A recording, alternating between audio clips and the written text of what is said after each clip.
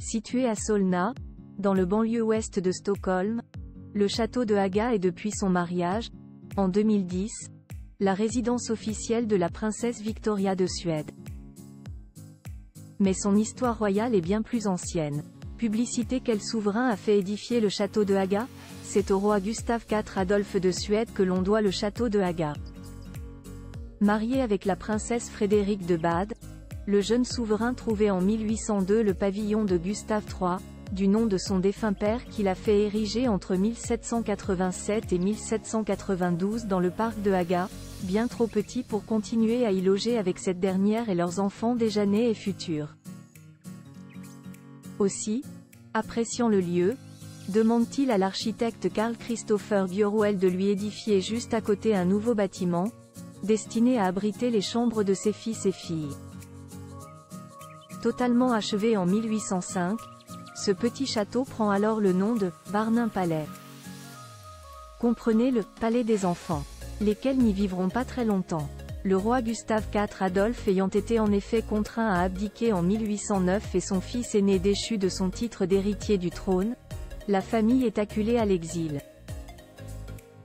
Le « Palais des enfants » devient le « Pavillon de la reine » en 1809, après l'abdication de Gustave IV Adolphe. Il est décidé que les châteaux royaux appartiendront désormais à l'État suédois et seront mis à la disposition du souverain. Ce qui est donc le cas du château de Haga. La nouvelle reine consort Hedwig Elisabeth Charlotta-Sie étant alors installée, tandis que son mari le roi Karl XIII demeure dans le pavillon de Gustave III, le château est rebaptisé le « Pavillon de la reine ». Oscar Ier, premier Bernadotte à investir les lieux. Il faut attendre les années 1820 pour voir un Bernadotte utilisé en « palais d'été », le château de Haga, qui a été restauré comme tous les autres bâtiments du parc de Haga. En l'occurrence, le roi Oscar Ier et son épouse la reine Joséphine. Suivent, à partir de 1864, leur plus jeune fils, le prince Auguste, duc de Dale-Carli, et sa femme la princesse Thérésia de Saxe-Altenbourg.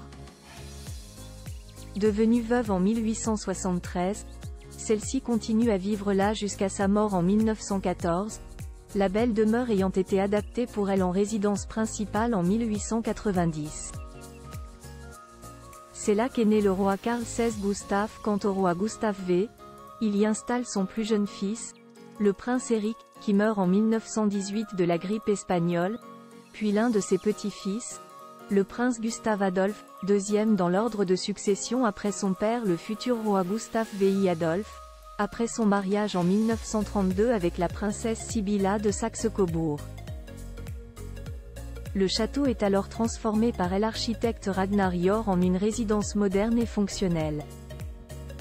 Le couple ayant 4 filles, les princesses Margareta, Birgitta, Désirée et Christina, celles-ci sont surnommées les Agassé-Sorna, les Agassès. Et c'est là que naît, le 30 avril 1946, leur petit frère, l'actuel roi Karl XVI Gustave. Il n'y vivra que très peu de temps. Le petit prince n'a en effet pas encore 9 mois lorsque son père meurt, le 26 janvier 1947, dans un accident d'avion. La princesse Sibylla et ses 5 enfants quittent alors les lieux pour rejoindre le palais royal de Stockholm. Un lieu où logeaient les hôtes étrangers après être restés inutilisés durant un certain temps. Le roi Gustave VI Adolphe cède en 1966 son droit royal de disposition de la demeure à l'accent-aigu-TAT suédois. Celle-ci sert dès lors de résidence pour les hôtes du gouvernement. L'occasion d'une nouvelle décoration intérieure, restituant en partie son caractère originel, et d'une modernisation. Le cadeau de mariage du gouvernement pour la princesse héritière Victoria. Les années passent jusqu'à ce que le gouvernement suédois décide, le 23 avril 2009, de redonner l'usage du château de Haga à la famille royale. Et ce, en cadeau de mariage pour la princesse héritière Victoria, qui a annoncé 2 mois auparavant ses fiançailles avec Daniel Westling. La bâtisse est alors remise en état et au goût des futurs époux. Un décor que le couple dévoile de temps à autre en photo ou en vidéo, leur maison servant de cadre à certains portraits d'eux-mêmes et de leurs 2 enfants, la princesse Estelle et le prince Oscar, aujourd'hui âgés de 12 et 8 ans.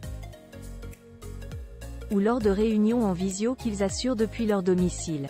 Ce qui fut notamment le cas à plusieurs reprises durant la pandémie de Covid-19.